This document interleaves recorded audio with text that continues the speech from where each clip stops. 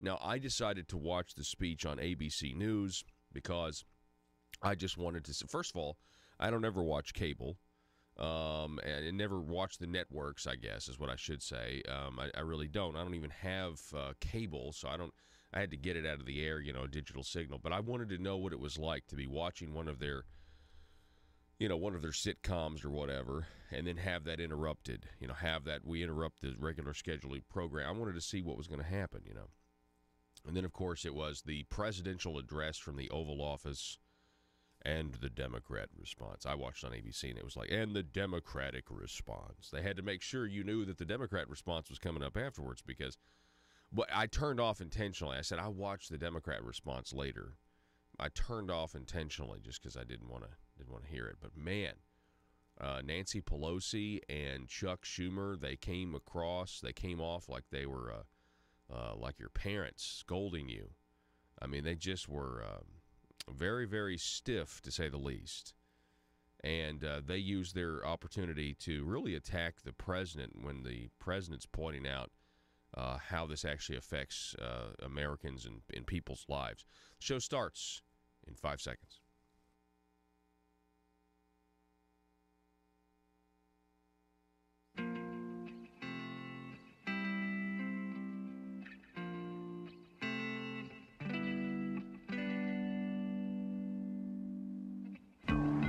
I think it's time we ask ourselves if we still know the freedoms that were intended for us by the Founding Fathers. They seem to be in full-scale retreat from spending cuts and are talking about raising people's taxes again. And I have only one thing to say to the tax increasers. Go ahead, make my day. If we lose freedom here, there's no place to escape to. This is the last stand on earth. Those who would trade our freedom for security have embarked on this downward course. Whether we believe in our capacity for self-government or whether we abandon the American Revolution and confess that a little intellectual elite in a far distant capital can plan our lives for us better than we can plan them ourselves. Conduit News Radio with Paul Harrell is on now. Welcome. Hour number one to the program. Gosh, it was an incredible night last night watching the president give his first address to the nation from the Oval Office. Very, very serious address, very heartfelt address. I'm going to start the program by just asking this one question. Did anybody sense that President Trump was about to break down when he mentioned the word children? We talked about the women and the children are the ones who are affected the most by an unsecure border. And when he said the word children, you could just tell that he really knows the seriousness of what's going on down there. And that he really does know who's suffering by having this decades policy where we just are okay having unchecked illegal immigration in this country. That was the part of the speech that I was like, wow, this is not politics. When he was talking about the people who are actually affected here. I mean, this is about, like he said, right and wrong. This is about right and wrong. Then, of course, the contrast is you have Chuck Schumer and Nancy Pelosi, which it was kind of an advertisement for. Well, let me just say, if you're in the Botox business, I don't think Nancy Pelosi's just doing very much for your business. It's like an advertisement of what not to do. You know what I mean? Nancy Pelosi gets on there and literally the best comparison I've seen is just they're like your parents. Like, okay, kids, you really have done it this time. And they were just very stiff and awkward and uncomfortable. And Chuck Schumer really does look like a comic book villain. I've said this before, but he really does look like a comic. Look at that. Show this real quick. We're going to play this a little later, but this is just the screenshot that's up on the YouTube video. Look at these two people. What is this? This is the face of this is the best the Democrat Party can do? Say what you want to about President Trump, but he is unlike a typical Republican. We all know that. And the Democrats, all they have is the same old establishment, the establishment people trying to regain control for the the old status quo, the globalists, if you will. By the way, there is we're going to cover this probably. I've got on the schedule to cover this more on Friday, but what's going on in France? It's more of a blackout than it was 3 weeks ago. What's going on with the Yellow Vest protests? Our media isn't covering it at all because they know it legitimizes, the anti-globalist movement, the nationalist movement that is increasing not just in America, not just in Britain, not just in France, but it's happening everywhere. We'll talk more about that later in the week. But that's a whole nother thing. Jackie on Facebook writing, you mean they looked dictatorial? Yeah, kind of. I guess. I just think they look like they are. They look like that. This is your parents here. This is your parents scolding the country. Don't listen to the orange man. Orange man bad. This is, literally the non-playable character memes, the NPC memes. By the way, the internet is full of memes today making fun of Chuck Schumer and Nancy Pelosi. They're everywhere. Okay, but let's just cut right to it, okay? Let's cut to the president. Let's listen to what he had to say. Directly after the speech, what I caught on ABC News. Right here, you're gonna play that video, Joe. What I caught on ABC News directly after, I turned off not too long after the president spoke, but I did stick around just for a little bit. And they immediately, as soon as the president's done speaking, they immediately launch into, context is everything. And just because the president says it's a crisis doesn't mean it's a crisis. And the fact is that border crossings are way down, they keep decreasing. It's just they went out of their way to basically they wanted you to think that President Trump was a liar.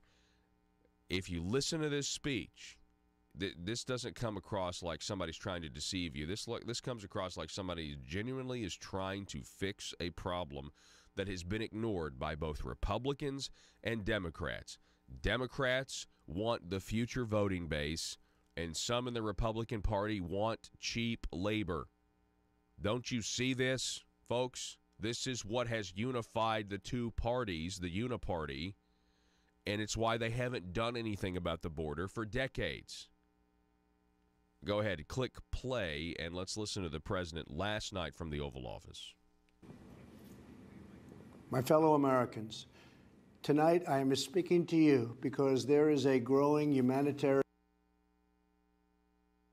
and security crisis at our southern border.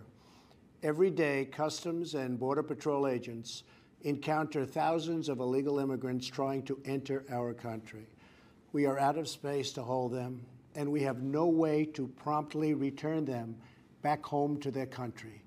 America proudly welcomes millions of lawful immigrants who enrich our society and contribute to our nation. But all Americans are hurt by uncontrolled illegal migration. It strains public resources and drives down jobs and wages. Among those hardest hit are African Americans and Hispanic Americans. Our southern border is a pipeline for vast quantities of illegal drugs, including meth, heroin, cocaine.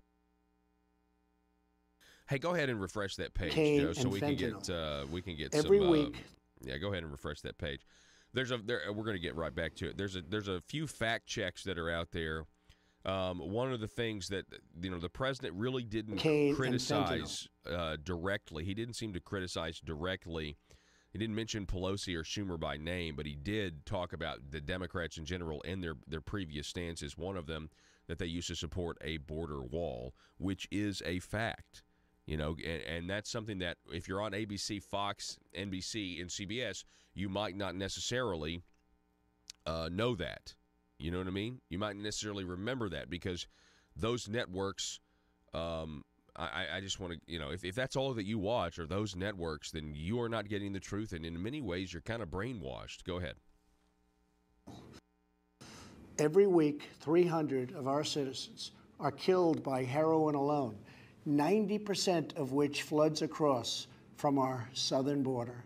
More Americans will die from drugs this year than were killed in the entire Vietnam War.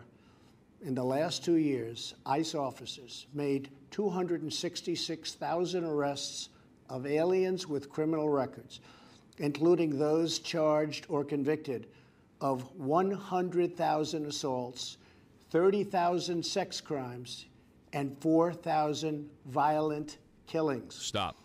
Over That the fact years that you just heard there was dubbed misleading by the Washington Post because of the 266,000 number. Now, he broke it down, and he talked about how many are violent, how many are sex crimes. But of the 266,000 crimes, the Washington Post called it misleading because he's talking about all kinds of crimes.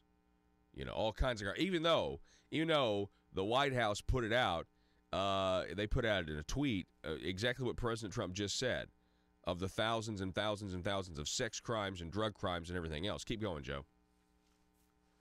Thousands of Americans have been brutally killed by those who illegally entered our country, and thousands more lives will be lost if we don't act right now. This is a humanitarian crisis, a crisis of the heart, and a crisis of the soul. Last month, 20,000 migrant children were illegally brought into the United States, a dramatic increase. These children are used as human pawns by vicious coyotes and ruthless gangs. 1 in 3 women are sexually assaulted on the dangerous trek up through Mexico. Women or children are the biggest victims, by far, of our broken system. This is the tragic reality of illegal immigration on our southern border. This is the cycle of human suffering that I am determined to end.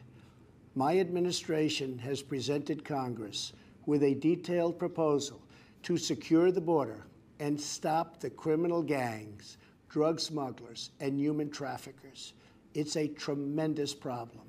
Our proposal was developed by law enforcement professionals and border agents at the Department of Homeland Security. These are the resources they have requested to properly perform their mission and keep America safe, in fact, safer than ever before. The proposal from Homeland Security includes cutting-edge technology for detecting drugs, weapons, illegal contraband, and many other things. We have requested more agents, immigration judges, and bed space to process the sharp rise in unlawful migration fueled by our very strong economy. Our plan also contains an urgent request for humanitarian assistance and medical support. Furthermore, we have asked Congress to close border security loopholes so that illegal immigrant children can be safely and humanely returned back home. Finally, as part of an overall approach to border security, law enforcement professionals have requested $5.7 billion for a physical barrier. At the request of Democrats, it will be a steel barrier rather than a concrete wall. This barrier is absolutely critical to border security. It's also what our professionals at the border want and need. This is just common sense. The border wall would very quickly pay for itself. The cost of illegal drugs exceeds $500 billion a year, vastly more than the $5.7 billion we have requested from Congress. The wall will also be paid for indirectly by the great new trade deal we have made with Mexico. Senator Chuck Schumer, who you will be hearing from later tonight, has repeatedly supported a physical barrier in the past, along with many other Democrats. They changed their mind only after I was elected president. Democrats in Congress have refused to acknowledge the crisis, and they have refused to provide our brave border agents with the tools they desperately need to protect our families and our nation. The federal government remains shut down for one reason, and one reason only, because Democrats will not fund border security. My administration is doing everything in our power to help those impacted by the situation. But the only solution is for Democrats to pass a spending bill that defends our borders and reopens the government. This situation could be solved in a 45-minute meeting. I have invited congressional leadership to the White House tomorrow to get this done. Hopefully, we can rise above partisan politics in order to support national security. Some have suggested a barrier is immoral. Then why do wealthy politicians build walls, fences, and gates around their homes? They don't build walls because they hate the people on the outside, but because they love the people on the inside. The only thing that is immoral is the politicians to do nothing and continue to allow more innocent people to be so horribly victimized.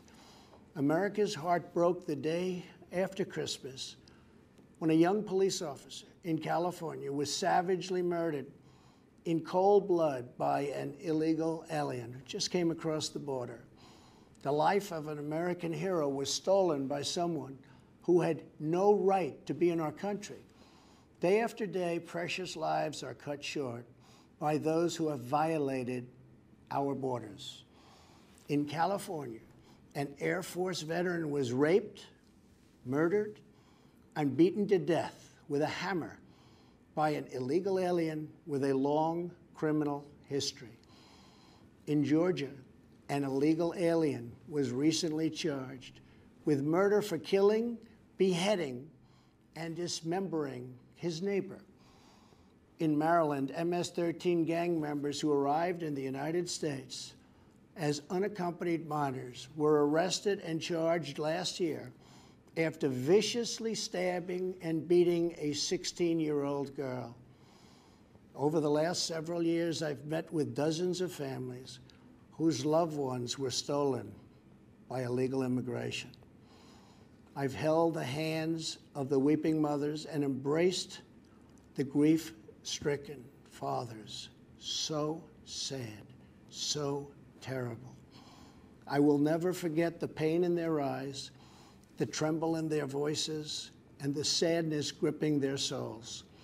How much more American blood must we shed before Congress does its job? To those who refuse to compromise in the name of border security, I would ask, imagine if it was your child, your husband, or your wife whose life was so cruelly shattered and totally broken. To every member of Congress, pass a bill that ends this crisis. To every citizen, call Congress and tell them to finally, after all of these decades, secure our border. This is a choice between right and wrong, justice and injustice. This is about whether we fulfill our sacred duty to the American citizens we serve. When I took the oath of office, I swore to protect our country, and that is what I will always do. So help me God. Thank you and good night. All right, that was President Trump last night. Again, excellent speech. The couple of, do we have to go to break? We do have to go to break. I'm going to give you a few observations when we come back. Let's reset here. Very, very gripping speech. It was factually based as well, even though the media wants you to think that it wasn't. They want you to think that what that was Trump lying to you or Trump misleading you. But this has been an issue for decades, and again, the reason it goes unchecked is because the Democrats want a future voting bloc, they want amnesty, and some Republicans want labor prices to remain low, or Republican donors, rather. And that's why we have just abdicated as a country our responsibility to keep Americans safe and secure our border. We'll be back in just a moment.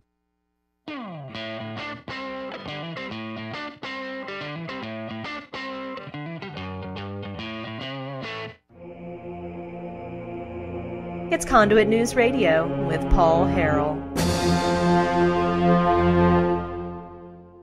All right, folks, welcome back. Good morning to everybody out there. Gosh, it's 6:33. Some of you are having your first sip of coffee. Now, one of those people might be Senator Mark Johnson. Mark is on the phone with us. How you doing this morning, Mark? I'm great. It's probably my third sip, Paul. But, third sip. You usually have me in the 7 o'clock hour, so it's a little unusual for me. I know it is. I really, really appreciate you getting up. Sure. All right, so Senator Mark Johnson, this is we got the session starting on Monday. I know you're excited about it, and I also see that we have a bill here that's been filed, Senate Bill 52. What can you tell us about this bill that you're hoping to get passed? Well, in concept, Paul, it's very simple. Let's face it, times are tough for the Arkansas General Assembly. They're all waiting for the spotlight exposing public corruption to end, so they won't be under so much scrutiny.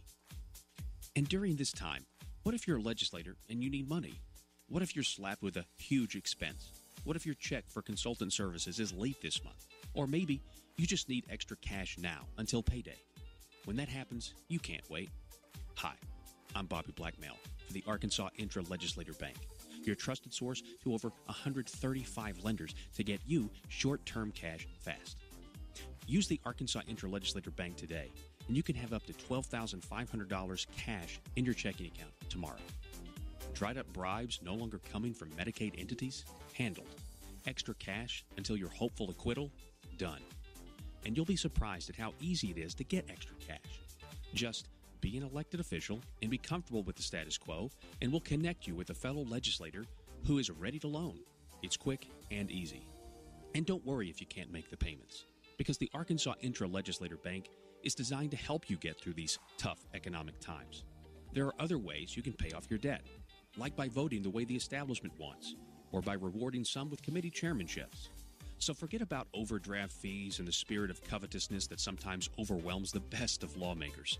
Just remember, the Arkansas Intra-Legislator Bank for short-term cash between colleagues when you need it fast. Some transactions have long-term consequences. Paul Harrell, parody.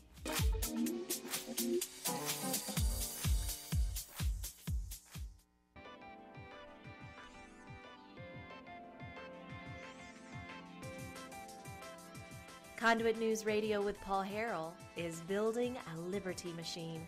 Find out more at conduitnews.com. Yeah, so I intentionally watched on ABC News, and I think the reason I intentionally watched on ABC News was because I just knew they would do a lot of things that were unfair in an attempt to get past the president's message, because they believe that they are advocates. They are in the middle of advocacy journalism, but they don't claim to be, right? They claim to be objective, and they keep the people in the dark. One of the things that I am 95% sure they did after rewatching the speech on Breitbart.com, okay, ABC News, and I don't know if the other ones did it, ABC News, as the president began his speech, about a minute and a half to 2 minutes in, they began to zoom in on the president. Now, they're all getting this from the same feed. That's how this works. So you're going to get your video feed, and then it's going to go out to the separate networks. Okay, they're going to hook up. It's going to go out to the separate networks, and then inside each network is going to have its own software, because it's its own program, own broadcasting mechanism. And I'm telling you right now, when they started to zoom in on the president, when ABC News used their software to zoom in on the president, they were attempting to cut out the photos on his desk, the medals on his desk. I think it was also an attempt to try to get the American flag as much as they could out of the shot. And they basically made Trump's face as large as it possibly could, to where, in my opinion, it was a little bit of it was just too close. Matter of fact, it was so close that if Donald Trump, if you were watching on ABC, if Donald Trump sat up a little bit, all of a sudden the top of his head was going out of the shot on the ABC News shoot, and they'd have to zoom out a little bit. If you watch the actual WhiteHouse.gov feed, it's a set camera angle. There is no zooming going on. So I'm telling you that they don't think in those psychological terms, because they do. Kind of like, they because they're propagandists and they're trying to manipulate every situation, every pixel that you see. If they can control it and make Donald Trump look worse, they will. And ABC News did it. I don't think you'll get this. I pay attention to detail when it comes to stuff like this, because I can't help it. It's just I just notice things. And I don't know if you noticed it. If you were watching on Fox, maybe it was something that everybody did, and maybe I guess I could be wrong. That's why I'm saying I'm 95% sure. But I know one thing. I did not see that zoom in what we just watched on the internet. So anyway, we're going to take a break. Don't go anywhere.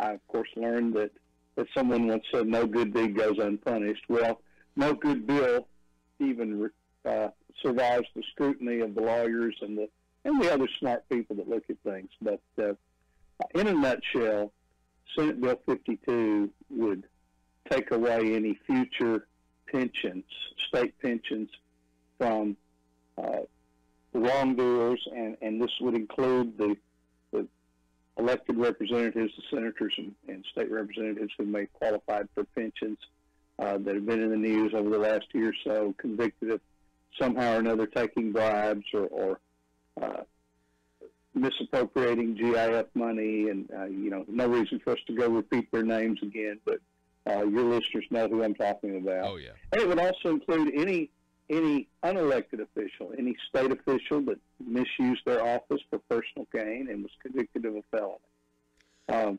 It would take away their state pension. And now, when I said that you never know where you're going to go with these things, they're never always simple, but we may have to tweak the bill a little bit.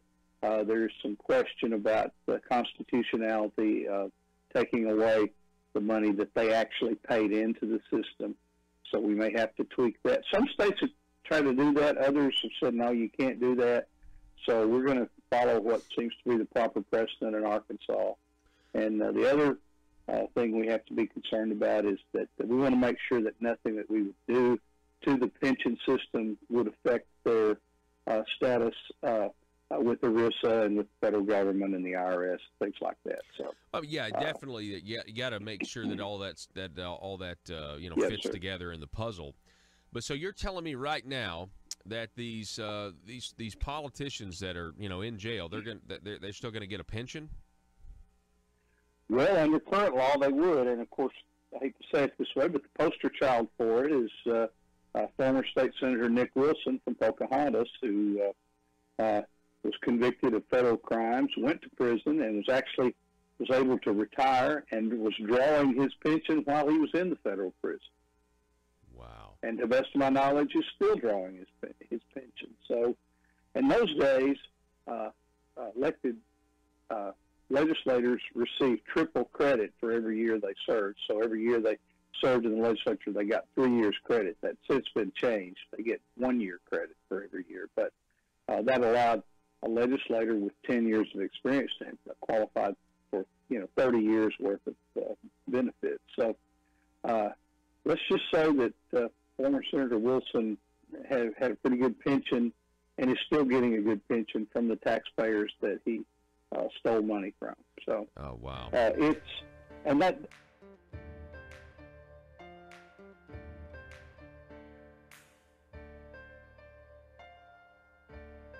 Bringing you your daily dose of truth. It's Conduit News Radio with Paul Harrell. All right, so real quick, we were just talking about the camera angle on the president last night, how there was a slow zoom Okay, now I was watching on ABC because I wanted to see what they would do. And I'm told, according to Tim on Facebook, that Fox also did the slow zoom. So that means that I could be incorrect. I could be incorrect. It could have been the cameraman, I suppose. Could have been the cameraman in the White House, or it could have been. I mean, they could have all done it simultaneously. I do know that there wasn't the zoom in the video we just watched on the internet.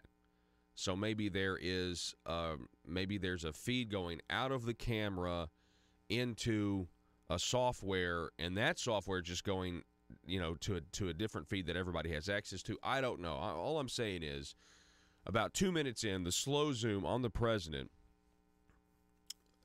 to me, it just didn't seem right. I could be reading too much into it, but at the time it was happening, and I was watching on ABC. And maybe I'm just being paranoid.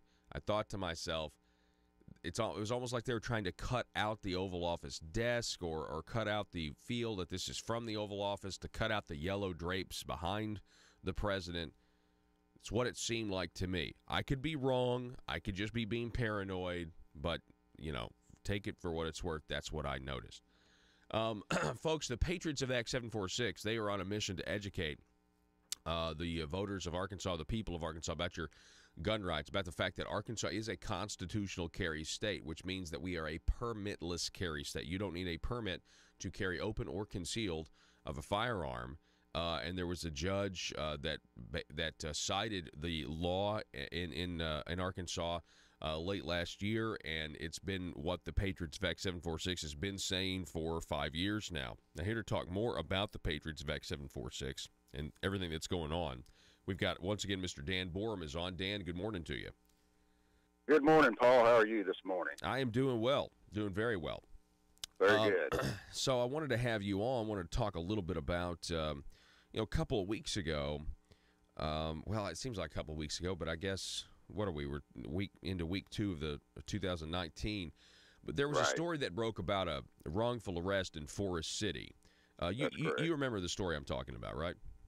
Yes, that Jonathan Chadwick case. Yeah. That's correct. Yeah, so Jonathan Chadwick was, charged with the weapon, but then not charged. They dismissed the charges after I believe Jan Morgan and others, they were basically like, hey, you guys don't know what the law is. This guy didn't break any law, and you arrested him. That's exactly right.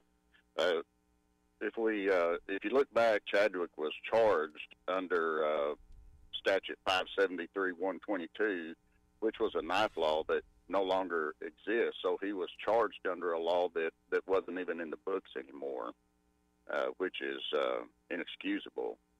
And so then Mr. Epperson had sent Freedom of Information Act regarding the Chadwick arrest report, and we find that the lieutenant, Mr. Darren Smith, had stated that the case was still under investigation, and which was an out because under the Freedom of Information Act law, which you can look up and you can get a copy of that and have it as a handbook to look through, see what the rules and regulations are concerning that act. But that was an out to say that we don't have to send it right now because it's under investigation. So then they were asked, the time frame of the investigation, and there was no response. And so there was a third Freedom of Information Act that was sent, still no response. And so that is when Jan Morgan had asked if she could call them and discuss this situation with them, and absolutely go ahead and call them. And she put some pretty hard pressure on them. And in the limelight that she is in, especially with on the national level, that obviously brought them to their milk to a certain point. And as soon as she got involved and spoke with them, they dropped the charges and even agreed to going through a class with Jan Morgan, concerning the laws. Now, whether that's happened or not, I don't know. Jan can tell us. Now, we find then that Lieutenant Eric Varner had called after the fact after Jan had discussed this with them and said that they were unaware of any Freedom of Information Act that was sent to them, and that was bogus as well, because screenshots were then sent to them and told them, which showed them that it was. And so they were doubting the emails. So screenshots were sent to them of the emails requesting the FOIA, and then the response is, "We have a problem." And I was like, "Well, absolutely, you have a problem." And so that's kind of where we're at. And there, you know, I can't say just straight out, but just, you know, kind of dancing around the fact and seeing how the responses has been, and it seems that there's been information withheld, that the full disclosure of what's going on has not been brought out in the Freedom of Information Act. So what's the recourse? I mean, if you have a law enforcement agency, you know, the Forest City Police Department, that is refusing to comply with the law, first of all, it sends a terrible message to the people that, I mean, how are people supposed to respect the Forest City Police Department when they themselves are openly in violation of the Freedom of Information Act? Defying the law. Yeah. That's right.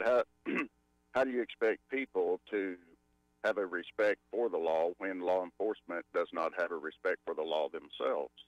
And, you know, that's an oxymoron. In order for people to, if you want, as a law enforcement, people to respect the law, you have to set the example. You know, I'm a pastor.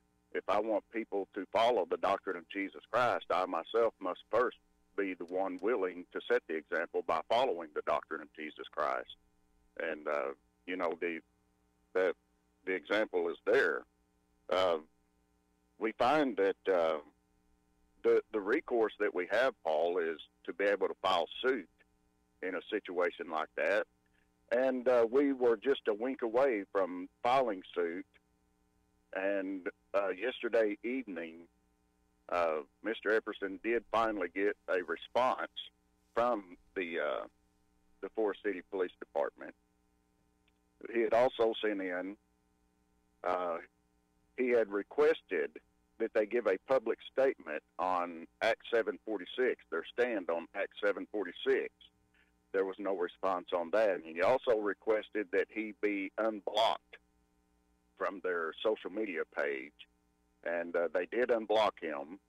And he requested, through the Freedom of Information Act, all of the comments that had been made. See, what had happened was there were comments made concerning this case on their social media page, and a lot of these comments were removed and people blocked from commenting. And so they were addressed concerning that. And we find also that the response to Mr. Epperson was that they are no longer blocking people. They are implementing a new social media page. They're not going to block anyone. They're not going to remove comments. And so, you know, there has been some improvement, but still yet full disclosure has not been given. And so also there was a request sent to them wanting all of the to go 5 years back, and all of the charges that were made, or arrest that was made concerning carrying a weapon. And the response was that they could not go 5 years back, but they could go 4 years back. And so we're waiting on that. And we replied that would be fine. 4 years back would be fine. And so we're waiting on that response to get that information. So that's kind of where we're at with the Forest City Police Department. And this should have never happened, Paul. But, we have to, you know, I have a great respect for good law enforcement. This is not an attack on all law enforcement. Mr. Tim Loggins is retired law enforcement. He's a great man. And I have a nephew that's law enforcement. I have members in the church that I pastor that are law enforcement, and they're great people, and they really respect their oath. If you look at the oath of law enforcement, in that oath, it says that they will uphold the Constitution. So that's what we're trying to do, is hold people accountable while at the same time trying to open dialogue and make connections, educate, and try to get this state turned around to where it should be, where we can enjoy the liberties that are given to us by our Creator. I think what we have here, and we're talking with Dan Bourne with the Patriots of Act 746, as I listen to you describe the struggle of getting the Forest City Police Department to comply with the FOIA, as well as blocking people on social media and things like that, I think to myself that it seems like the department might be, I'll just be blunt, out of control. Yes.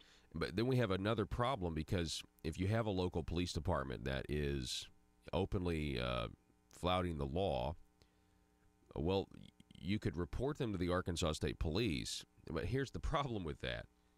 The Arkansas State Police is very hesitant to get involved or to make a statement. They won't make a statement on the Taft case. They won't make a statement on Act 746. And so do we see how all of this snowballs when we have law enforcement agencies that refuse to recognize what the law is, something that they're supposed to enforce?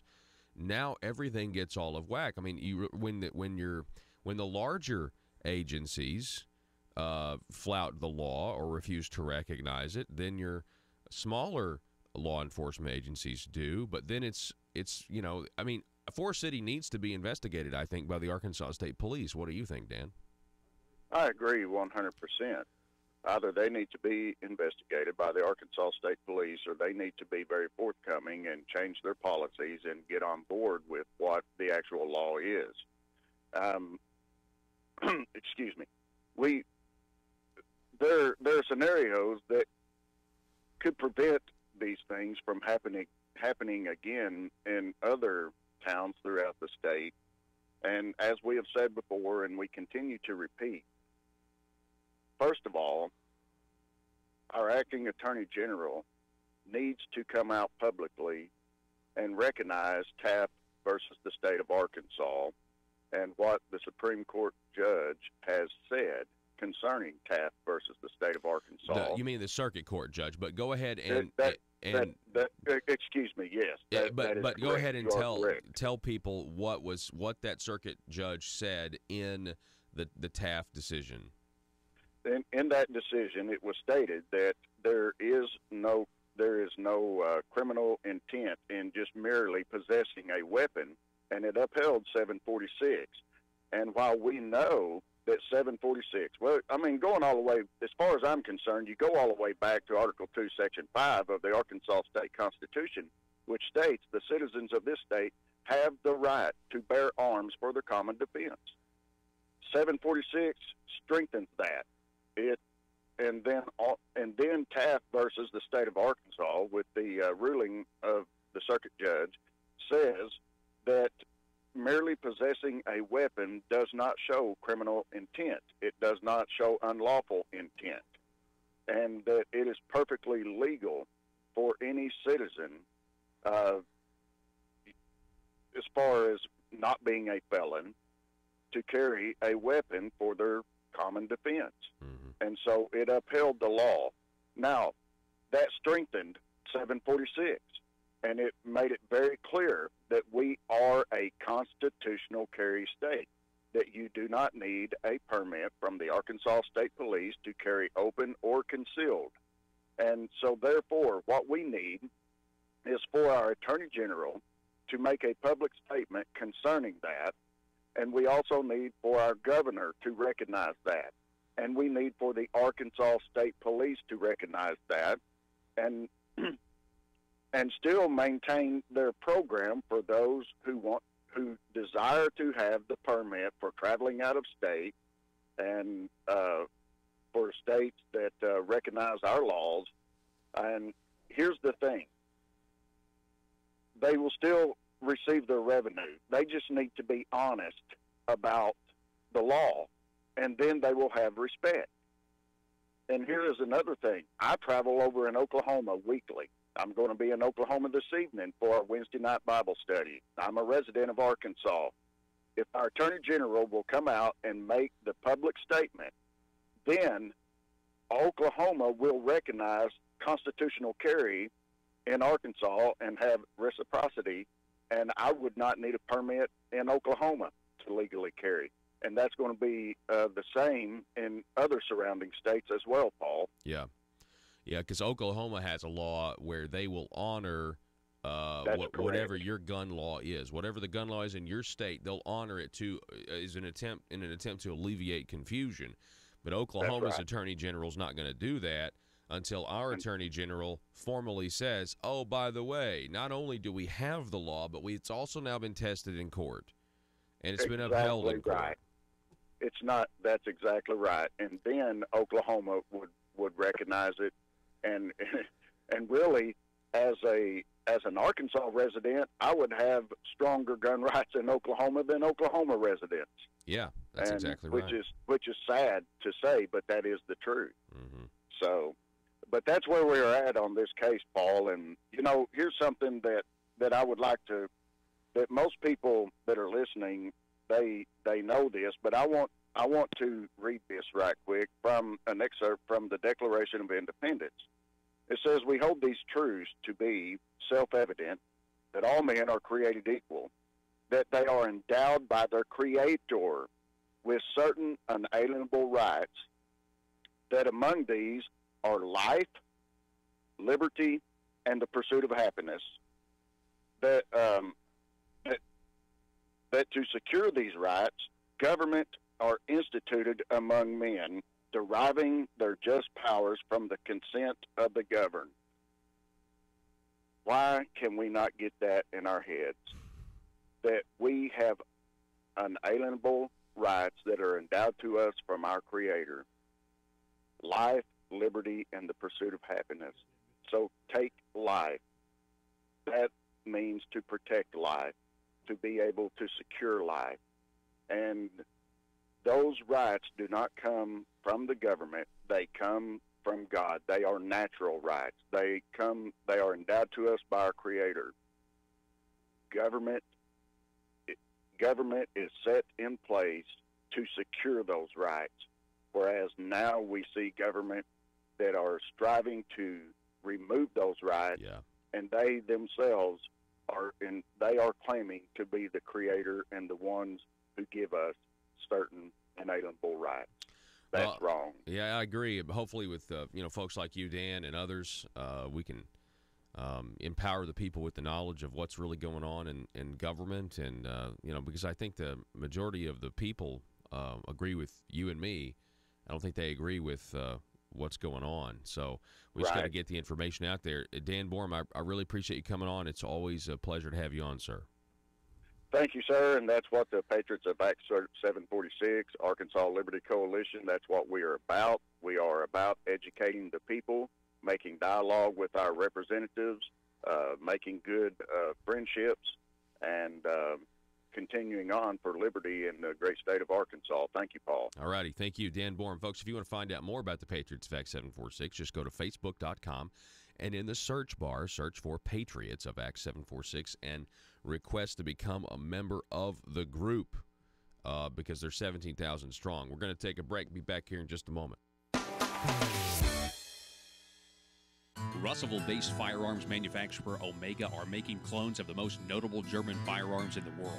These delayed rotor-lock firearms have been and are currently used by law enforcement and military worldwide. At Omega, they manufacture their guns right here in Arkansas and produce the best reproduction in the marketplace that comes with a complete 5-year warranty. At Omega, they take firearm manufacturing seriously and offer discounts to active and retired law enforcement. Whether you're using Omega firearms to defend the public, defend your family, or for target practice, Omega has your back. For pricing, go to omega-guns.com. That's omega-guns.com. Are you a conservative-minded young person and want to let the world know about it? Are you tired of rolling your eyes as your professor regurgitates progressive PC neo-Marxist nonsense? Then you should interview on Conduit News Radio's Young Conservative segment and tell us about why you believe the way you do.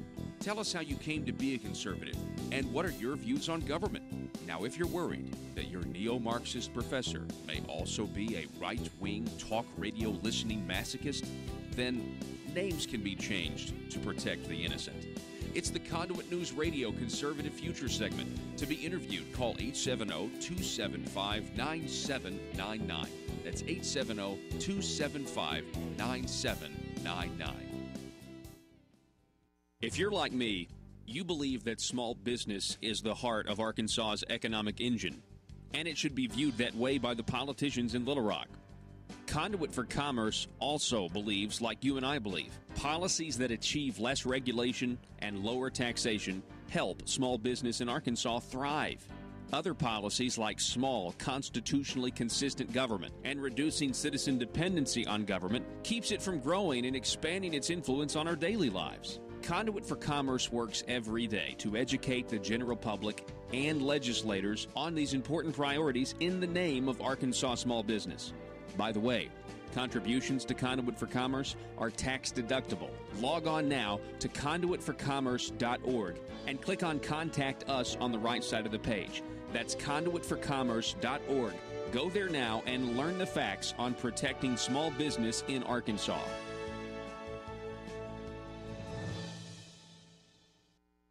And this is one of the things that I saw. You know, Paul only made one real promise as far as legislation when I ran for this seat, and that is I would do something about ethics. Well, you know, life is a series of incentives and disincentives. I normally wouldn't get up this early in the morning, but I had to. But the incentive was I got to talk to Paul Harrell and to his listeners. So, do kind.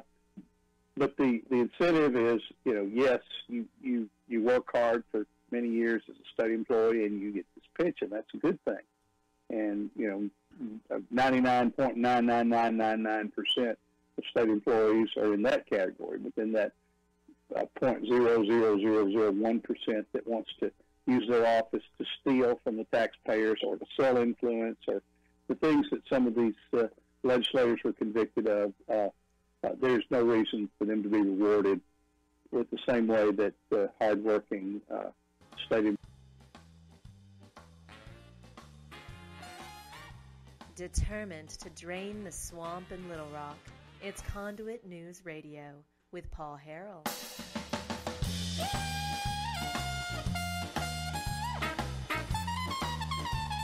All right, 870-275-9799. That's 870-275-9799. And if you want to call or text us this morning. We've had a great hour this morning. It's always great to talk to Dan. It's always great. I mean, we got to listen to the President of the United States give his first State of the Union address. We haven't gotten to play any of Skeletor and Comic Book Villain's rebuttal yet, but we might have time to do that in the next hour. Coming up at 7:33, we're going to be talking with State Representative Aaron Pilkington. He has filed what has been described as a stand your ground law, and so we'll talk to him coming up at 7:33 this morning. A few of these things that have happened. The Democrats, the President of the United States last night did say that the Democrats used to support a physical barrier, and that is exactly right. Chuck Schumer once said that Americans don't like illegal immigration, and illegal immigration is wrong. Chuck Schumer voted for the Secure Fence Act. Then Senator Hillary Clinton voted for it in 2006. Then Barack Obama. Then Senator Barack Obama. Senator Dianne Feinstein. Joe Biden. Barbara Boxer. All 54 Senate Democrats in 2013 voted again to commit funding to secure 700 miles of the U.S.-Mexico border in the Economic Opportunity and Immigration Modernization Act, which was authored and introduced by Chuck Schumer. It is only because Donald Trump is president. You want to make the illegal immigration issue about whether or not you like the president of the United States. If that is what you're going to do, then you are, immature, and you clearly don't care about the safety of the country. You don't care about Officer Singh. You don't care about the others who have been murdered by illegal aliens that shouldn't have been here in the first place. You want to call the wall immoral and yet still be for border security. Well, if the wall is immoral, then how is border security moral? That makes no sense. If one is immoral, I'm against the wall, but I'm for border security. I'm against the wall because it's immoral, but I'm for border security. That is a hypocrisy. I don't understand how you can be against one and be for the other, right? The wall is not immoral. President Trump said last night that people put walls around their homes not because they hate the people on the outside, but because they love the people on the inside. That is the president's first duty. By the way, I think my whole spiel about the zooming in thing was just me being paranoid. I can admit when I'm wrong. I don't think now, because they're saying that other networks did it as well. So unless there was some guy, operating one single feed outside of the White House camera, they were sending it to, and then that guy was trying to do it to make the president look bad. But I think, some people have said they think it made the president actually look good and more serious with the slow zoom at 2 minutes in. And maybe so. Anyway, I don't know if I'm right or wrong, but I kind of think I'm wrong. So anyway, we got one more hour coming your way next, folks. The news and talk of Northeast Arkansas. This is News Talk 101.3 FM and 1230 AM KBTM, Jonesboro, an EAB radio station. Employees and legislators, in some case, they have actually earned a small pension. Yeah, and the state employees who are towing who are doing the right thing, I guess. These other guys give them a bad name.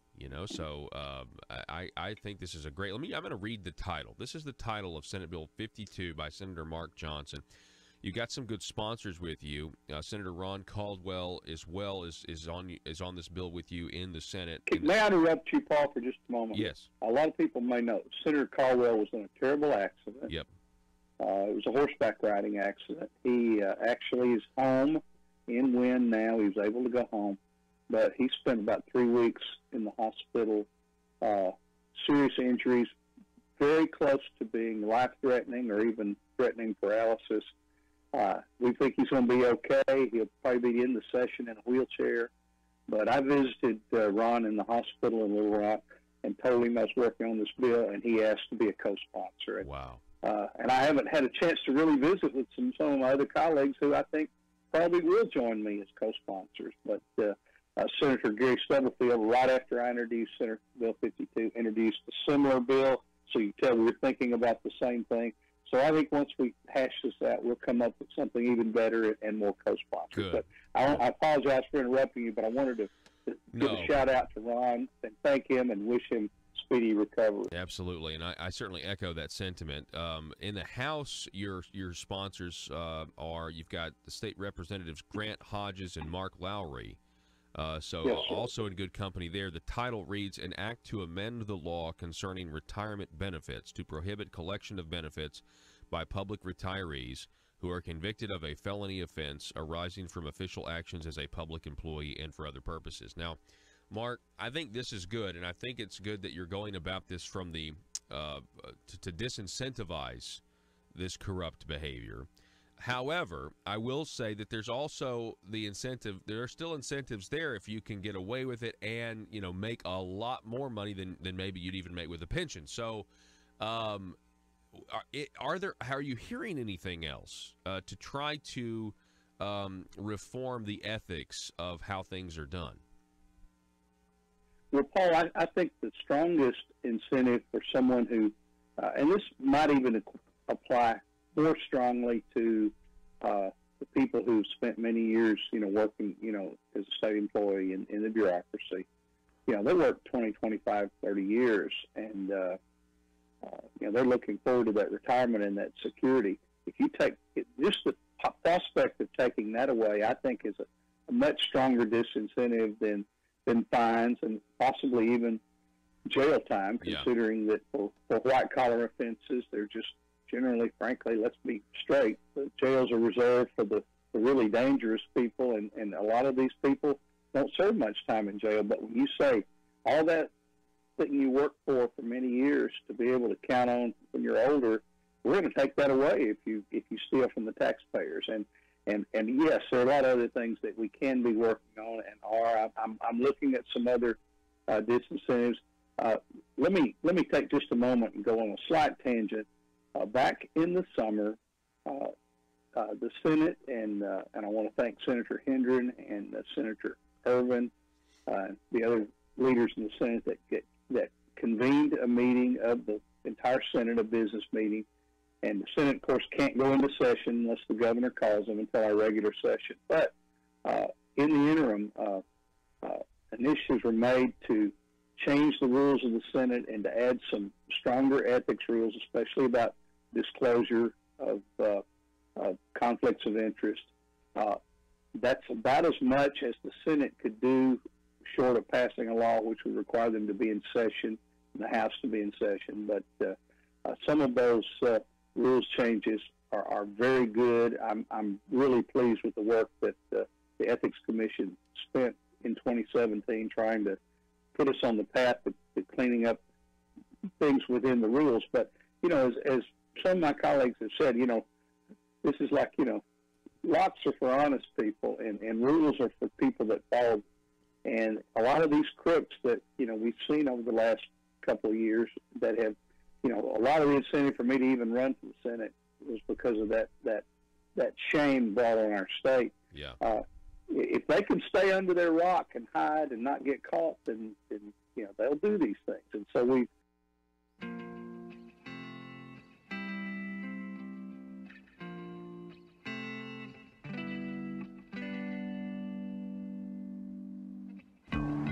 I think it's time we ask ourselves if we still know the freedoms that were intended for us by the Founding Fathers.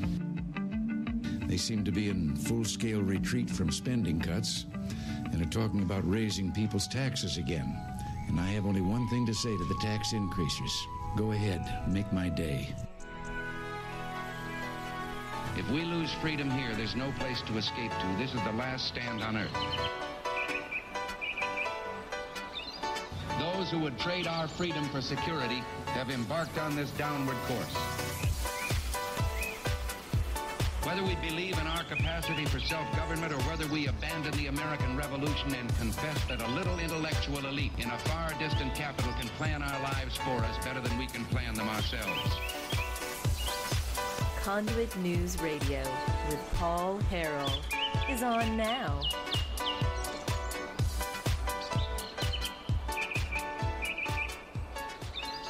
All right, hey, welcome back to the program this morning. This is hour number 2. Thank you so much for being with us. The intersection of conservative ideas and reality, where we are building a liberty machine. The phone number, 870-275-9799. Last hour, if you missed it, we did go over the president's speech, his terrific speech. It was really, really good. I'll tell you something else, though. If I were to summarize what we witnessed yesterday, last night, during the president's first address from the Oval Office, primetime address, to me, it would echo what this national spokesperson, I guess, for the Republican Party of Arkansas, Kayleigh McEnany, while Chuck and Nancy used their primetime address to attack President Donald Trump, the president used the moment to highlight both the plight of American families affected by illegal immigration and the perilous journey for illegal immigrants. What a contrast. That is exactly correct in my book. It was extremely lopsided, and the President Trump, I mean, as far as I'm concerned, won handily in terms of the optics and everything else.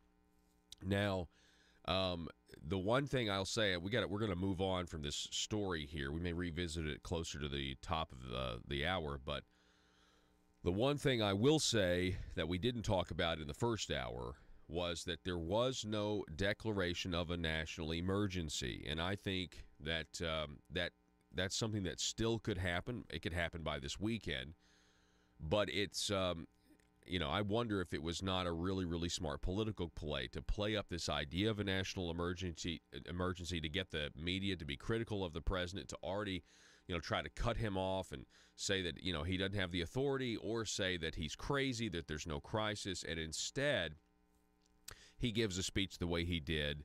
And then you've got Chuck and Nancy, who have prepared a speech, assuming that, they probably had two versions, one for national emergency and one for not. But still, it really, really, I think, worked to the president's advantage. And we'll have to wait and see if the rest of the country agrees. But I think they do. But as far as the national emergency goes, it is very important for you guys to understand something. There is a story that many people don't know about, and it is over at Newsmax.com. And it is written by a guy by the name of Brian Freeman, and it was written 2 days ago. And it's gotten very little coverage. The story and the headline is this: White House already planning with Army to build the wall. If you read this story, you will figure out that if the president, this is from the article, if the president declares a national emergency, the Army Corps of Engineers will kick into high gear. This according to a White House official in the report.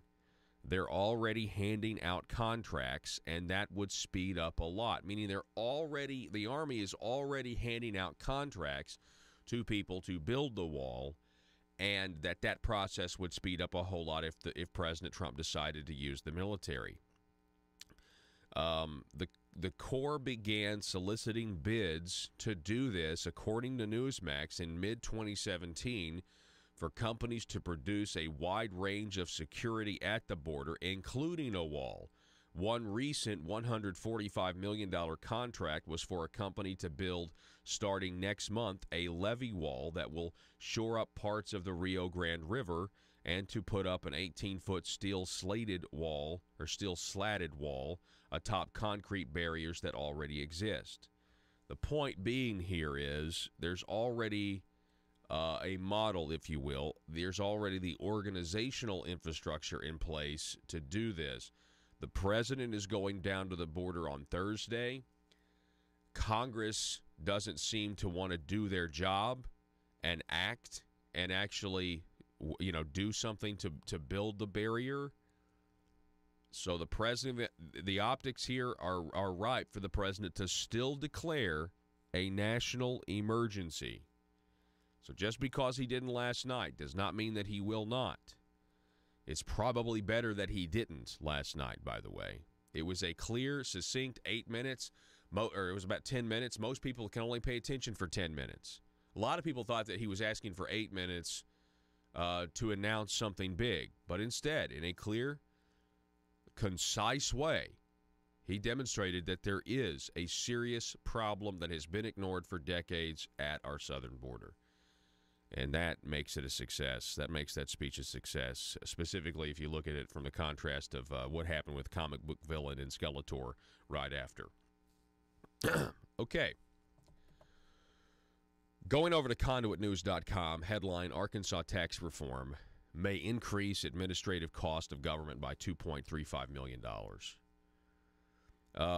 Smaller government and lower taxes, those are two of the reasons Arkansans made the Republican Party the majority party. But somehow the legislature's tax task force's recommendations to reform taxes will result in an increase in the administrative cost of government. Part of the fiscal impacts of the recommended tax changes the Arkansas Tax Task Force approved in the final meeting earlier this month included estimates of administrative costs to implement draft legislation. Administrative costs to implement new laws are code words for growing government. In review of the 18 months of work of the task force, all combined, their report estimates new administrative costs totaling $2.35 million. We think the estimated cost is low because several of the fiscal impact reports showed $0 cost estimates, but the actual costs are unlikely to be zero. The $0 cost estimates reference such things as additional time or resources to update computer programs, tax forms, instructions. Also included in the zero costs was employee training. Knowing the state spent over $30 million for a computer program for Arkansas's version of Obamacare Medicaid and then later ditched the system because it didn't work, it's doubtful these types of costs are going to be zero. It's actually, you're living in a fantasy world if you think so. But the government will constantly estimate poorly. Draft legislation JLL051 would create a new pass-through entity tax, meaning the task force is recommending collecting new taxes from partnerships, LLCs, and S corporations that do business in Arkansas. They estimate Arkansas's government can collect these new taxes on likely more than 95% of our small businesses by hiring new department employees and increasing processing costs for only, wait for it, $500,000. Even though the proposal will collect the highest rates possible from small businesses, 6.9%, it will then credit back to the owners just over 93%, while the state keeps the rest. Nevertheless, no revenue is shown generated in the impact study. Now, for business owners, your ears have probably perked up here. Now, for people who aren't business owners, maybe you didn't get what I just said. With no net revenue impact given, costs alone would make this a government growth measure. Then you have draft legislation JLL069. It includes several provisions that would increase administrative costs. To file a report each year of the tax exemptions and deductions, Department of Finance and Administration needs $875,000 for new staff, including statisticians and economists. For handling a new rebate system on the new tax on ATVs for farmers, DFNA would need $650,000 to hire 10 new accountants. To implement a new rebate system for certain nonprofit entities, $325,000 is needed for 5 new accountants.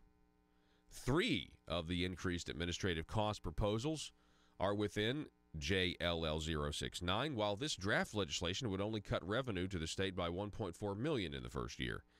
This means it would cost more to implement JLL069 in the first year than it would save taxpayers. These proposals are just drafts, but they're not bills yet, but they're expected to be bills. The session starts January 14th. If you don't want this stuff, you got to start contacting your legislator now. I mean, that's the bottom line. Now, here's a positive spin on this. I've been, excuse me, I'm losing my voice. I have been lamenting the possibility that when everything is said and done in April, the tax reform policies are going to be tax shifting that ends up with the people sending more of our money to Little Rock. And as of right now, that looks like where we're headed. And the reason is just because we're spending $138 million on Obamacare Medicaid expansion here in the state of Arkansas this year, when we were only supposed to spend $50 million at this time, according to old projections. We were only supposed to be spending $50 million this year, but we're going to spend $138 million, and that doesn't include the administrative costs. That's just the insurance costs. Okay, all right. Well, good news. There's 135 legislators. And the bottom line is this. If each legislator dove into the law and decided to find $1 million of waste, now think about this. You know it's out there. You know that there's $135 million of waste in our government right now. Easy. There's way more than that, but there's at least $135 million of waste. Well, so if that's the case, and there's $135 million, if there's 135 legislators, why couldn't each of them make it their mission to find $1 million in cuts from some obscure program that's been grandfathered in, that's a complete waste of taxpayer money? I think it could easily happen. It could easily be done. And then all of a sudden, you might have actual room in your budget to allow the people to send less of their money to the government than they're sending now. Just a thought. And that leads me to the next article. Don't hate Ronald Reagan. Don't hate on Reagan with your actions. You should shrink the size of government instead. Many conservatives claim to support the policies of Reagan. He's one of the most fascinating, most popular presidents of our lifetime, right? Well, some conservatives, some people that call themselves conservatives, they seem to also want to grow government. And they want to grow it at the state level or the federal level. They'll come up with some means or excuse or way to sell it to the people, but that's what they like to do. Does this mean they hate President Ronald Reagan if they vote to grow government? There's a video below, and it's a video that we played for you on Friday here on the show for our online-only audience. It's President Reagan's State of the Union address before a joint session of Congress on the program for economic recovery. It's February 18th, 1981. There's a transcript below, but in the speech, President Reagan details how shrinking government will provide more economic prosperity in America. These same principles should be considered in Arkansas as the Arkansas General Assembly takes up its tax reform proposals in the upcoming legislative session. And check it out. There's the transcript right there. And you guys can read it for yourself or you can watch it. It's a 33-minute clip, but we played it for you on Friday, and you need to check it out. It's pretty incredible when you think about this. And by the way, you have President Trump now, who in many ways is implementing the policies that a lot of conservatives have been advocating for a very, very, very long time from a policy standpoint. And then you have other people who are like, but I just don't like the way, but I it's like they really don't care about the policies. We've talked about that a little bit. I will tell you this, if it wasn't for video clips of Ronald Reagan, I wouldn't think he existed, because there's no president in my lifetime until Trump who's actually been able to, communicate past the liberal media, to communicate and articulate really what the problems are, So anyway, I've said that I said that way before Trump was elected. I was alive when Reagan was president, but I was too young to know what was going on.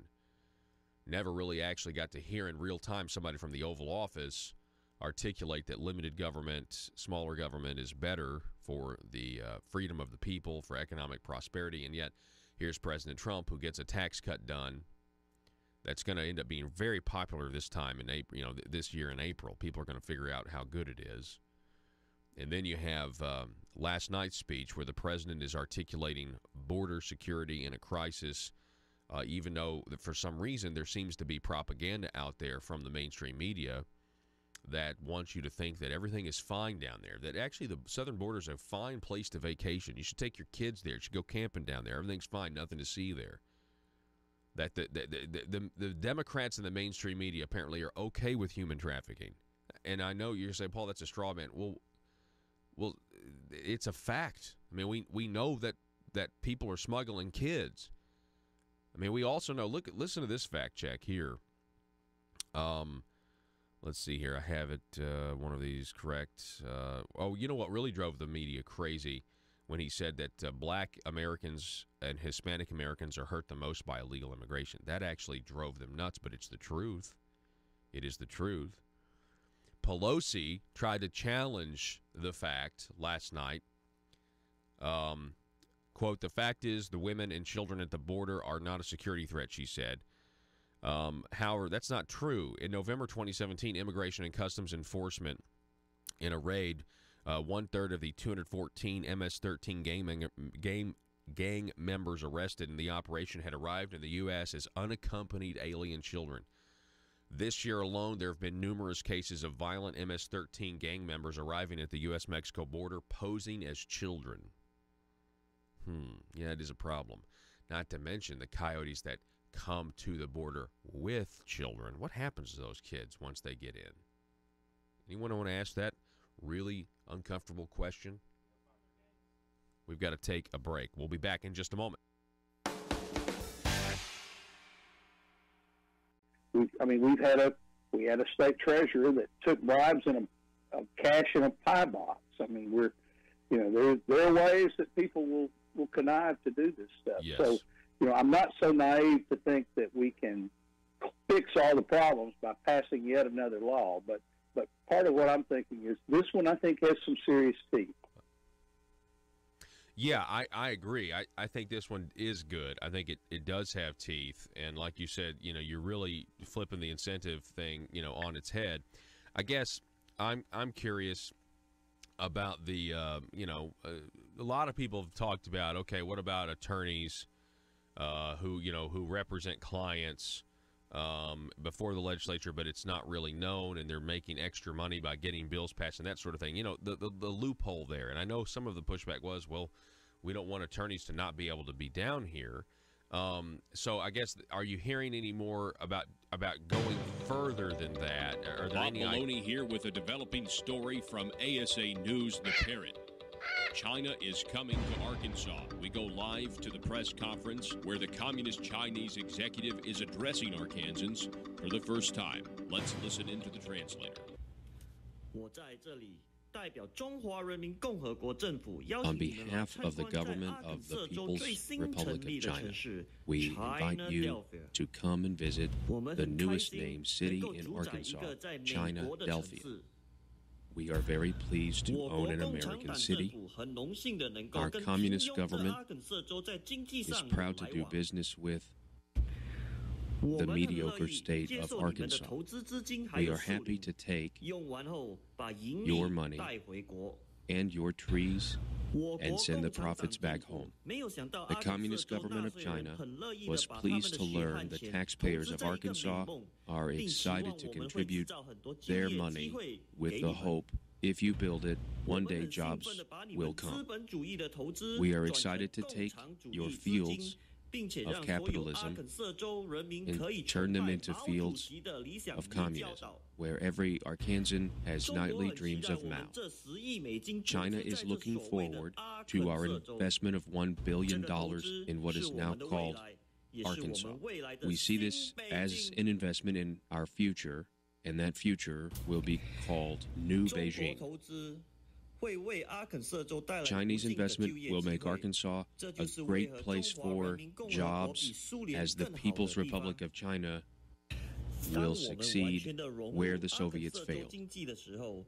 As we build our roots deep in Arkansas, we are thrilled with the potential new ideas and advancement we will share with our people back home. Soon we will have the world's largest runway in the South China Sea, and we thank Arkansas for contributing to our noble cause. In closing, once we make China great again, all of you will see the glory of the revolution of Mao. And Arkansas, whatever you do, please never call the FBI. Paul Harrell, Parrot.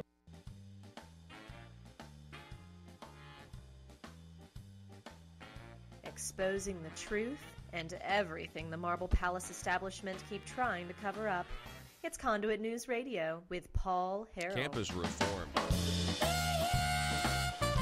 Reform's Cabot Phillips asked students on the campus of American University if they agreed with President Donald Trump's statements on immigration and the border wall. The only problem was the quotes that the students were outraged about were not from the president. They were actually from Senate Minority Leader Chuck Schumer, Secretary of State Hillary Clinton, and President Barack Obama.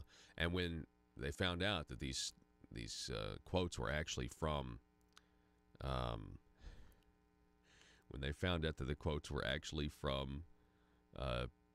Democrats, they were kind of speechless. It was pretty interesting. You should check that video out if you have a chance, because it's certainly well worth your time, no doubt about it. Real quick, we talked about some of these fact checks, but before we do that, let's Pelosi and Schumer rebuttal. They were mocked. There's so many memes out there today with Pelosi and Schumer, and one of them, when mom and dad catch you taking their car out without asking, is what they look like. Look at that photo. I like that one. That's a good. They also drew numerous comparisons to the 1930 American Gothic painting. except the farmer is on the other side, right? Yeah. So they also had red walls. You can't see the red walls on that particular shot. So they compared. Somebody had a meme of the little girls from that movie, The Shining. Which, by the way, I actually have never seen The Shining, and I have no desire to see The Shining because I abhor scary films. Can't stand them. Let's see. They also drew comparisons. Let's see. Their choice of a backdrop, a hallway with red walls, also conjured up images of The Shining. Let's see. I didn't know Twins from The Shining was on immediately following the President of the United States message to the nation about border security. One journalist asked why there were 6 flags behind Pelosi and Schumer. Quote, one for each ring of hell. And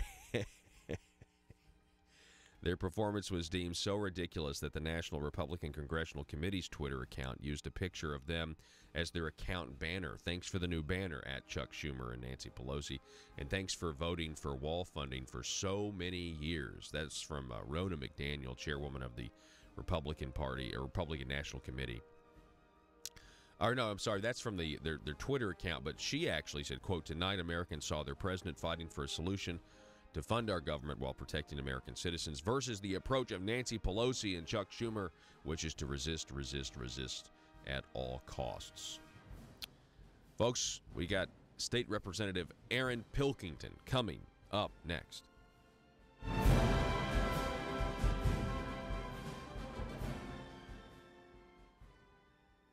Ideas out there, because I think it's good, if they're attempting to change the rules. I'm not going to argue that that's a bad thing. That certainly is a good thing. But it still operates on the principle that we have to self-report, or other senators are going to have to report other senators. And that's something that could have been done this whole time, and it was never done for obvious reasons. I mean, you don't want to accuse somebody, a colleague. I mean, then all of a sudden, you could be ostracized. Or that sort of thing. So you get what I'm saying here. Are there any ideas to go even further? Well, and Paul, I don't want to belabor the point. I don't think that. First of all, let me say that attorneys, for example, that's a little easier to define. It's very easy to define. If you're an attorney and you're in a firm, you can't be working on legislation that you're getting paid as an attorney for that from that entity. I mean, that ought to be an easy one, and I think we can do that even statutorily. I'm looking at that. I've got several of the legislative staff that are checking this out from the standpoint to look at. We haven't formulated a bill yet. One of the things, and I'm going to call it a loophole, that and how we get around it, I'm not sure, but Paul, I used the Nick Wilson example. I had stories told to me by people who would know that back in the bad old days, 20 years ago, that one lobbyist friend told me that he had a bill that would not come out of the committee that Nick Wilson was chairing, and he didn't think it was that controversial. He couldn't figure out why he couldn't get the bill heard, and someone sidled up to him in the halls of the Capitol and said, you need to send a $5,000 retainer up to mention the fellow who was Nick Wilson's law partner in Pocahontas. He said, then your bill will come out. So in a case like that, you weren't paying Senator Wilson. You were sending money to his law firm, but not to him. And see, then you get into a situation of a legislator, say, works for a large law firm, say one of the tall building firms in Little Rock. He has nothing to do with that entity. It's just someone in his 50-member law firm that's working on that. Now, which one is obviously the first instance is a bribe, but where do you draw the line to define that conflict? And that's one of the things that I'm trying to work on. It's hard. I think it's perfectly clear, Paul, that if someone is involved in litigation with a client and has an interest before the legislature, that lawyer should clearly, and I want to go into instances, one pops into my mind right now, but that lawyer should clearly not be allowed.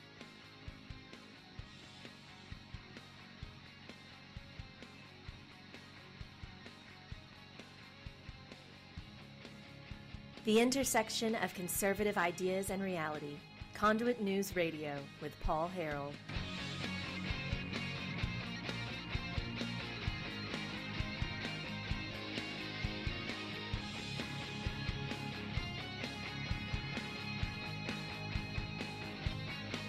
All right, welcome back to the program, ladies and gentlemen. Hour number 2, we got kind of the home stretch here. Thanks for being with us. There's a bill that's been filed. I got it here in front of me, House Bill 1059, an act concerning the use of physical force in defense or in defense of others and for other purposes. It is a bill drafted by State Representative Aaron Pilkington. And he joins us now on the phone. He's from District 69. Aaron, welcome to the program, sir. Thanks, Paul. Appreciate to be on. Thanks for having me. Yeah, absolutely. So what made you, sir, want to write this bill? Well, to be honest, I had some constituents reach out to me. This was something that, they, like I think a lot of Arkansans, believed we were a stand your ground state, and then they actually looked into it and realized we weren't. And so they came to me and asked if I was willing to do it, and said, sure, this is something that I definitely believe in, and I'm, was kind of shocked myself at the fact that we didn't have better legislation that allowed us to protect ourselves and protect our loved ones. And so I was happy to do this because I think, being especially in a state like Arkansas where it's rural and sometimes, police can't get to you in the right amount of time, you need to be able to protect yourself and your property and your loved ones. Yeah, you need to be able to have the confidence that, your whole life's not going to get flipped upside down, if you have to do the unfortunate thing and use force against somebody or even deadly force. I see here the underlined portion of on the first page here. This is one of the additions. A person is justified in using physical force upon another person in defense of a person at any location where the person is lawfully present. So that seems to be something that's needed here. What other additions do we have? Like what is this bill going to do, Aaron, that we can't do right now? Well, so right now in Arkansas we have a duty to retreat, which is if you're in a situation and you can retreat without using deadly force, that's what the law would have you do. And what the problem too is it causes a lot of confusion among prosecutors as well, because at what point are you trying to make a decision whether or not are you right to retreat? Do you need to retreat? And something else too, if you're in a situation where you think you may need to use deadly force, you don't need to be second guessing yourself, because that's where seconds matter the most. And something too that there's also an addition is there as well is if you are witnessing an attack, let's say that you're witnessing a sexual assault like a rape or something like that, you're allowed to use force to stop that, whereas previous legislation would require you to retreat and then call the authorities. And I think if someone was being sexually assaulted, they would want that to stop as soon as possible. And so I think this allows us to step in and allow citizens to prevent things like that happening. Yeah, that would be awful. Like, 1 second, let me call the government before I can help you, or let me call the government. Yeah, that's just a terrible idea. I did see that there was some criticism from Democrats, and I wonder if you could help me walk through this logic here. We're talking with State Representative Aaron Pilkington about his Stand Your Ground bill that is going to be debated in the upcoming legislative session. State Representative-elect Denise Garner, a Democrat, she tweeted this about Stand Your Ground law. Because prosecutors aren't out to prosecute people who are justifiably using self-defense, what the bill really does is protect people who aren't justifiably using self-defense and are up to some other sort of no-good they're up to some other sort of no good. Sorry, I was reading the rest of the tweet there. So what do you think about that statement from Democrat Denise Gardner, sir? I think that's just, you've got an inexperienced freshman legislator who doesn't understand the motives behind this. And I think, I think what needs to happen is she needs to stop watching MSNBC and realize that people in Arkansas are not wanting this so they can do nefarious things. They're wanting this because they want to be able to protect their property. And, maybe in Fayetteville, she doesn't understand what it's like being in a rural district where you've got, a 100-acre farm where someone might roll up on you and you don't have time to retreat to a safe location. But, the law or the local prosecutor might say you do have a duty. And so trying to make those decisions in those, those split seconds could be the difference between life and death. And I think, the law should be there to protect those people. And so I think her thinking that this is somehow a bill for people to do nefarious things is really ridiculous. Well, yeah, and what if the prosecutor, she's essentially saying that we should rely on the discretion of prosecutors, which is an uncertainty for people because you and I both know prosecutors have different political beliefs, and you might have some prosecutor that's anti-gun, and they wrongfully ruin someone's life and make them take them to court over something that if we had a law, then they wouldn't be able to do that. Correct, and that's something too. I think ambiguity in the law is always going to be a problem, and the more that we can do to clarify things, the better. Because like you said, different prosecutors it's going to be a different situation. Some may see it as, they're justified, and other ones could see it's not. And, I think all that does is make it harder for us to exercise our rights to defend ourselves when things like that happen. So to me, this is just, this is a no-brainer that we should be able to protect ourselves and make sure that the law allows us to do that. We're talking with Aaron Pilkington, State Representative for District 69, about his bill. It's a proposal, House Bill 1059.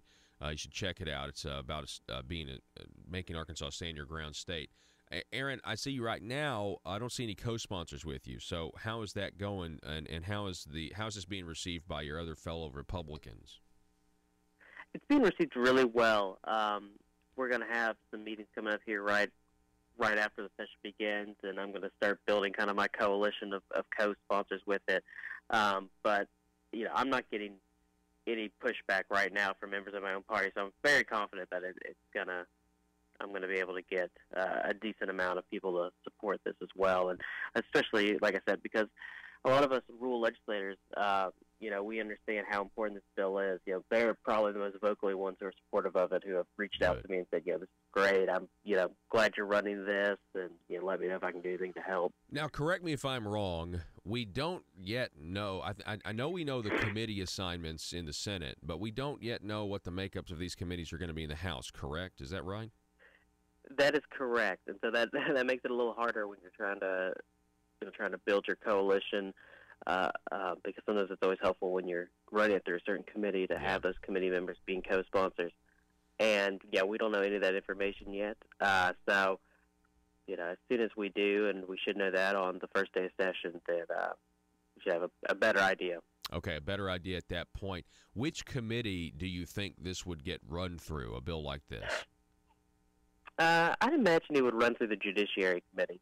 Okay, the Judiciary Committee. So we'll be watching, and that is a very important committee. We'll be watching, whatever that committee looks like at the end, when the committee assignments are picked. Now, is there? Because I know there were some changes last time as to how the committees were selected in the House. Is that still going to be the case? Are we going to stick with this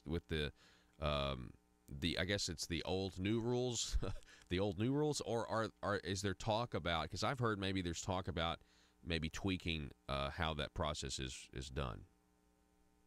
Well, currently the way the rules are is the Speaker is going to select the committee, so that's as it stands right now. I'm not sure if there's going to be a rule change or not. I've heard colleagues say that they've thought about reversing it back to the old system. And so I think we'll see how it goes, see how many people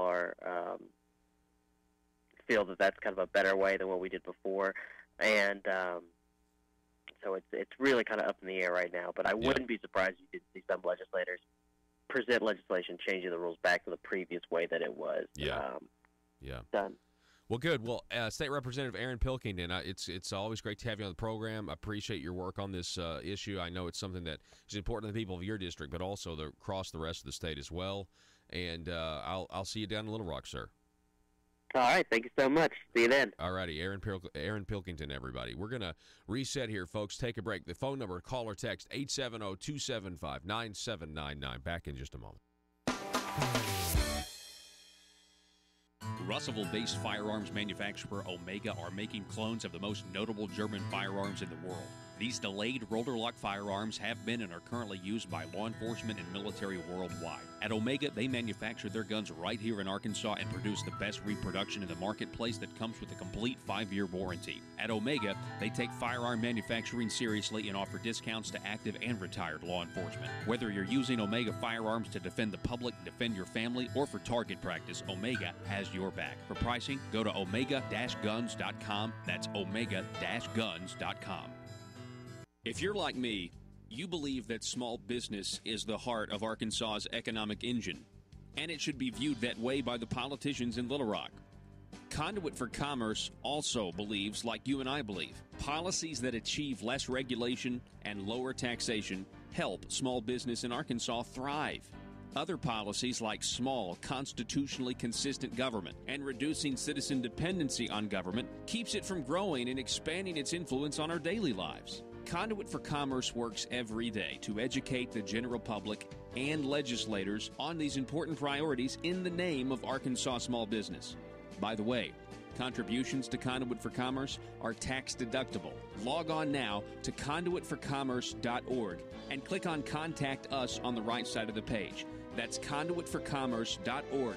Go there now and learn the facts on protecting small business in Arkansas.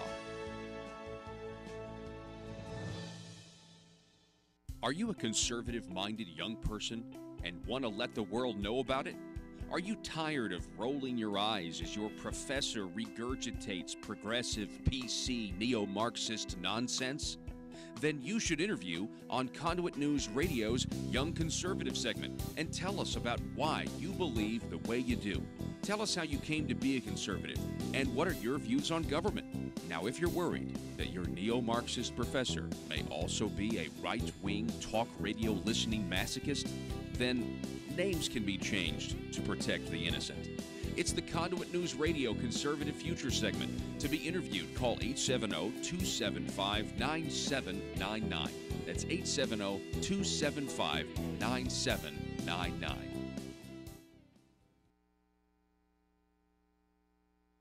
Participate in the debate or vote on that issue. Did you say you don't want to go into instances, or you do want to go into instances? No, I don't want to go into specifics. Okay. I don't want to name any names, but if someone is really paying attention, they might even have some ideas of someone I'm talking about. And again, this is if you're out here and you're at a job in the sideline, you're a lawyer. That's, again, easy to define what a lawyer is. Now, let me show you the problem we have here, Paul. It's not big, but I think it's very indicative. My friend, Senator Larry Teague, is a small-town insurance agent. Now, do you want to set things up where, when we're discussing legislation relating to insurance, that he can't participate and give his expertise? I mean, we want a citizen legislature. We want people to be able to weigh in on things they've had life experiences on. Mm-hmm.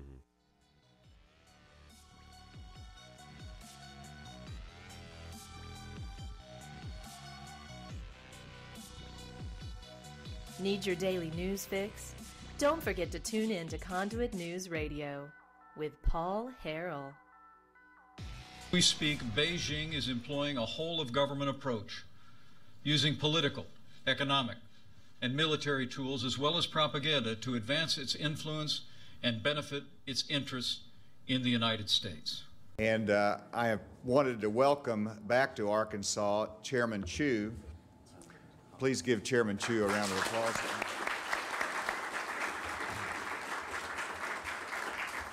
China is also applying this power in more proactive ways than ever before to exert influence and interfere in the domestic policy and politics of this country.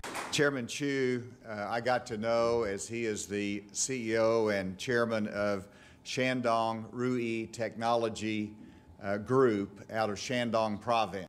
Over the past 17 years, China's GDP has grown 9-fold. It's become the second largest economy in the world. Much of this success was driven by American investment in China. And the Chinese Communist Party has also used an arsenal of policies inconsistent with free and fair trade, including tariffs, quotas, currency manipulation, forced technology transfer, intellectual property theft, and industrial subsidies that are handed out like candy to foreign investment. We've been to Shandong province a number of times since I've been governor. We've called on people, and Chairman Chu gave us the opportunity to meet with him at Ruyi, at their technology group there in Shandong, and saw his incredible facility. We asked him to visit Arkansas. He did. So, Chairman Chu, we're delighted to have you here. I'm excited about signing this agreement with you, and I welcome you to Arkansas. These policies have built Beijing's manufacturing base at the expense of its competitors, especially the United States of America. And I wanted to recognize Chairman Li to my right, who is the founder of Sun Paper of Shandong province in China. I also want to recognize Secretary Ma of Shandong province.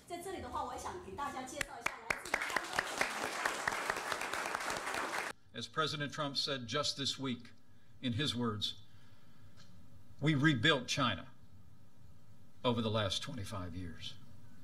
Last November, as you know, I traveled to Shandong province. I met with Chairman Li. I toured Sun Paper Company along with Mike Preston.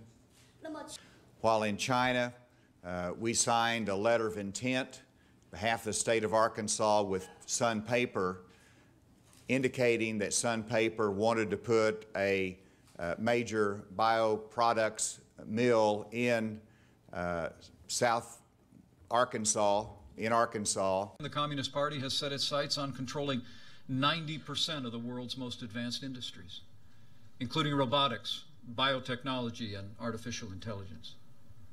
To win the commanding heights of the 21st century economy, Beijing has directed its bureaucrats and businesses to obtain American intellectual property, the foundation of our economic leadership, by any means necessary. Chairman Li and I met yesterday. Chairman Li indicated to me that Sun Paper has selected Arkadelphia in Clark County as the location of a $1 billion bioproducts mill. Beijing now requires many American businesses to hand over their trade secrets as the cost of doing business in China.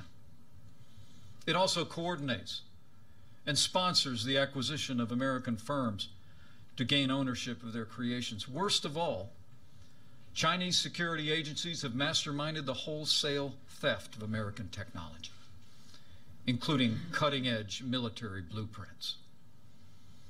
And using that stolen technology, the Chinese Communist Party is turning plowshares into swords on a massive scale.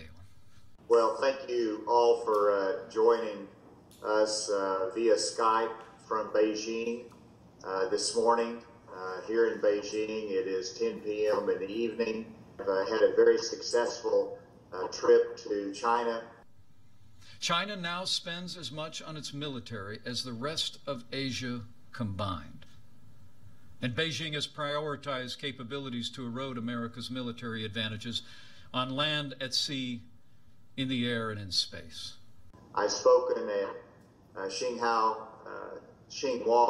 University here in Beijing, which was a treat for me to speak with young Chinese students about Arkansas, and also to talk about the relationship between China and the United States.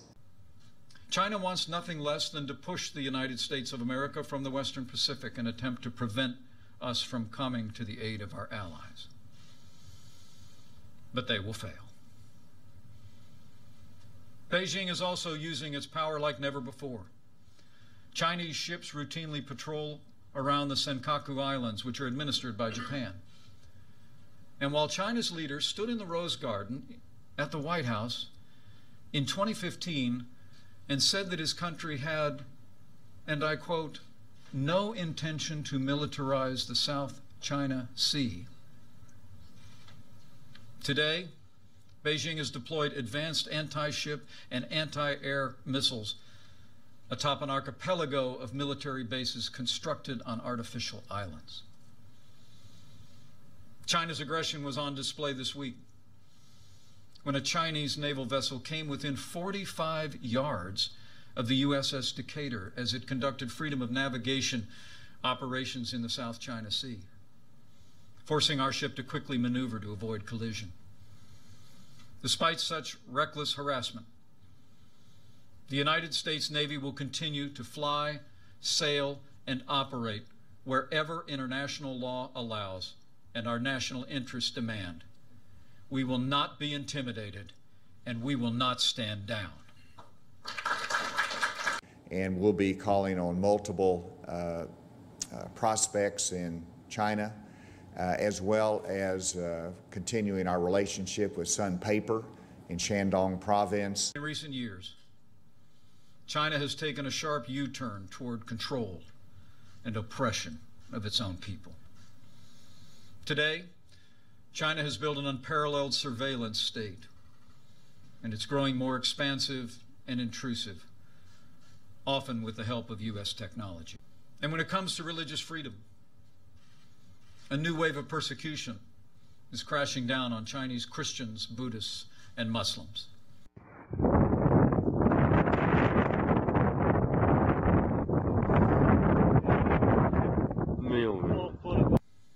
Last month, Beijing shut down one of China's largest underground churches. Across the country, authorities are tearing down crosses, burning Bibles, and imprisoning believers. And Beijing has now reached a deal with the Vatican that gives the avowedly atheist Communist Party a direct role in appointing Catholic bishops. For China's Christians, these are desperate times. So, do you like him as a candidate? I think he's brought a lot to the table. It's not my message. You know, I worry about the party in terms of expanding our base and what the message does to our recruitment of Hispanics, outreach to minorities. And so you've got to worry about the fall election and whether this is a message that's going to carry in Michigan, Ohio, and Florida, and those states that we need to carry. The American people deserve to know. In response to the strong stand that President Trump has taken, Beijing is pursuing a comprehensive and coordinated campaign to undermine support for the president, our agenda, and our nation's most cherished ideals. I think you've got to listen to what he says and how he conducts himself. And I don't know that he would be that different from what he is now in negotiating with Vladimir Putin. So, you think that's a good thing or a bad thing? No, I don't think it's a good thing. You know, we need people who, in the presidency, that understand how the world works, understands that there's a time for bluster and there's a time for reason. The Chinese Communist Party is rewarding or coercing American businesses, movie studios, universities, think tanks, scholars, journalists, and local, state, and federal officials. And then, Chairman, you'll look out in the audience and you'll see multiple members of the governor's cabinet. We're also here to support you. You'll see multiple members of the state legislative assembly. They're here to support you, and specifically Senator Caldwell, Senator Ingram, Representative Murdoch, Representative Hollowell. These are your senators and your representatives now. You call on them, and they're going to help you. Guarantee it. And Senator English, I saw you out there too. Thank you for being. All right, that's we're going to stop right there, but wanted to real quick on the. We're at the beginning of the legislative session, essentially. It starts on Monday. And I really, you know, if there was any part of the Arkansas General Assembly that has a problem with the fact that we are continuing to pursue business with the Communist Chinese here in the state of Arkansas, if there's anybody out there that has a problem with that, who doesn't understand why we're doing business with China, and you wanted to do something about it, now is the opportunity to do it. Now is the opportunity to pass legislation if you wanted to, or or at least have the debate. I mean, you guys are going to be down there all the time. I mean, listen to what Vice President Pence said. China is actively trying to infiltrate all levels of our society, journalists, all the way state and local officials. Dianne Feinstein had somebody who was a Chinese spy working for her for 20 years. Dianne Feinstein, by the way, she's innocent of everything. Yeah, she didn't know. Yeah, right. Yeah, right. Anyway, I just think that's interesting. In that last clip there of the Arkansas Economic Development Commission Director Mike Preston telling Chinese communist officials, and that's what they are, by the way. The whole idea of a private Chinese company is ridiculous. They are all communists, and they're tied to the Communist Party. Looking at it, state representatives, and I'm sure those state representatives and senators are like, why are you mentioning my name? That's not my constituent. But yet Mike Preston said, these are your senators and your representatives now, and the mainstream media does nothing. They're perfectly fine with this. We give all this money to Chinese companies so that they can use our resources and send the profits back home. And apparently it also comes with access to the people of Arkansas state representatives. Now, come on, if you're a Republican or a Democrat, whatever side of the political aisle you're on, that is wrong. That is plain wrong. I mean, if you want open borders, I guess you're fine with it, right? It really is. When you look at the stated differences between the correct definitions of globalism, the correct definition of nationalism, we really have a contrast here, don't we, folks? I would encourage the Arkansas General Assembly to pursue some ideas that clarify that Arkansas doesn't need to be doing business. Any state doesn't need to be doing business with the Communist Chinese. We'll see you tomorrow.